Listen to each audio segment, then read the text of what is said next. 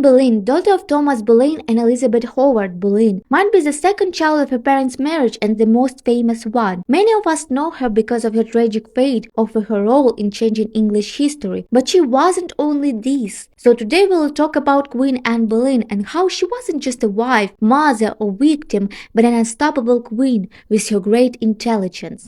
Before we start, I'll ask you to like and comment on this video if you're interested in Anne Boleyn's life as well as me. Fact number 1. Many people assume that Anne Boleyn was the eldest daughter of her parents because of the movie The Other Boleyn Girl, but that's not true. Actually, we don't know when Anne or her siblings were born, but we can estimate that Mary Boleyn was the eldest child because she was married first. In Tudor England, daughters were almost always married off in order of age unless there was a special reason not to. Mary was sent to France before Anne, likely around 1514, when she served Mary Tudor, Henry VIII's sister, after her marriage to the French king. Anne was sent later to the household of Queen Claude of France. That makes Mary the eldest sibling. And what about George, you ask? I tell you that he was possibly the youngest one, because Anne was sent abroad to Netherlands and France for education, something usually done for an older daughter preparing for court life and marriage. But George's public career started later, implying he was younger and came of age after his sisters. George didn't begin serving in Henry VIII's court until the late 1520s, while Anne was already well established there. So that makes Mary the first child, Anne the second child, and George the third one.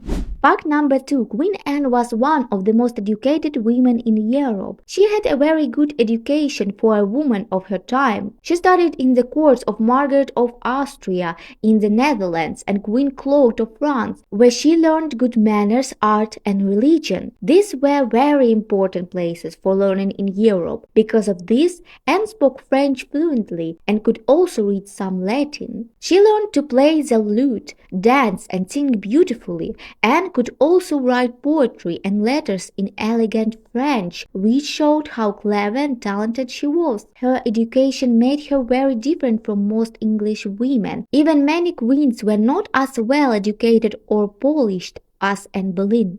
Another fact, Anne's surviving letters like 1536 Tower Letter show controlled, deliberate penmanship even when facing death. Paleographers say that it was neat, careful, even when she was in great danger. For example, when she was in the Tower of London waiting for her trial, she wrote a letter to King Henry VIII. Instead of being messy or rushed, her writing stayed clear and calm. This shows that Anne tried to stay strong and in control of her feelings even when her life was falling apart. Many people think of her as angry or emotional, but her handwriting suggests she was disciplined and thoughtful, someone who could hide her emotions when she needed to. Fact number 4. Scholars like David Starkey and Eric Ice know that Anne loved music and she often used it as a way to express her feelings or share secret messages at court. She played the lute and sang very well, and she liked songs that had hidden meanings about love or loyalty. At the royal court, people often used music to speak about things they could not say openly. Some songs connected to Anne had messages about waiting, hope, or sadness, feelings that fit her life with Henry VIII. One song called O Death Rock Me Asleep is sometimes said to be written by Anne herself. Whether she wrote it or not, it shows the kind of music she loved, songs that were beautiful but full of emotion and meaning.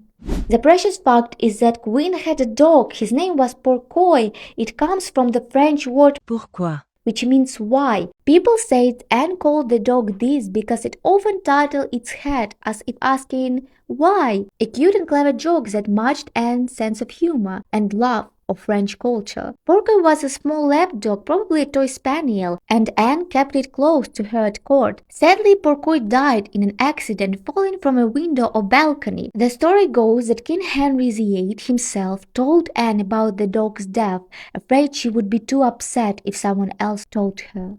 Fact number 6. Anne Boleyn supported female writers and thinkers. Queen Anne wasn't only interested in religion and reform, she also supported women who wrote and thought deeply about faith. She admired Margaret of Navarre, a French queen and writer who published books about Christian love and forgiveness. Anne owned copies of Margaret's works and even shared them with others at Henry VIII's court. Some scholars like Maria Dowling or Eric Ives believe Anne may have helped to bring French religious books to England and encourage translations into English so more people, including women, could read them.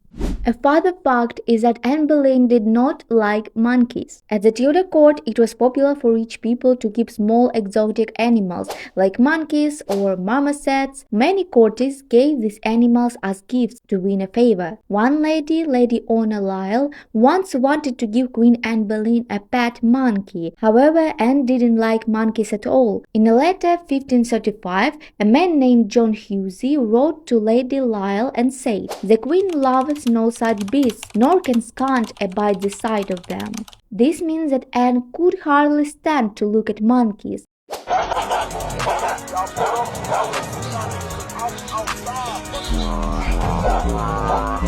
We don't know exactly why she disliked them, but there are few ideas. Some people think she simply preferred quieter pets like birds and dogs. Others believe she didn't want to copy Queen Catherine of Aragon, who had once owned a pet monkey. Fact number 8. Many people have heard the story that Anne Boleyn had 6 fingers on one hand. This story became very famous, but it almost certainly isn't true. The idea came from writers who lived after Anne's death. One of them was Nicholas Saunders, a Catholic historian who wrote about her many years later. He said that Anne had a 6th finger and a big mole under her chin. But Saunders hated Anne Boleyn because she was the reason Henry VIII left the Catholic Church. He wanted people to see her as strange and evil, so he made up bad stories about her body. Amen. The last fact is that most Tudor queens had entertainers at court, but Anne Boleyn was unusual because she had a female jester, sometimes called a female fool, something very rare in England at that time. The jester's name was Jane, and historians usually call her Jane the Fool or Jane Folly. Record shows that Anne had this woman in her household during the 50s-30s. After Anne's death, the same woman later served Queen Mary I and then Queen Catherine Parr, which proves she was a real person who moved between royal households. So in the end, we understand that Queen Anne Boleyn wasn't just another wife or queen of Henry VIII. She was intelligent, strong, educated, tender, and one of a kind. She changed the way people looked at women in power. Even so, her life ended in tragedy. Her ideas and courage lived on through her daughter, Queen Elizabeth I. Anne's legacy continued to shape England. She proved that a woman could be wise, bold, and unforgettable. Thanks for watching. I hope you enjoyed these unique facts about Queen Anne. I want to hear your opinion about her in the comments. Anyway, see you later guys. Bye.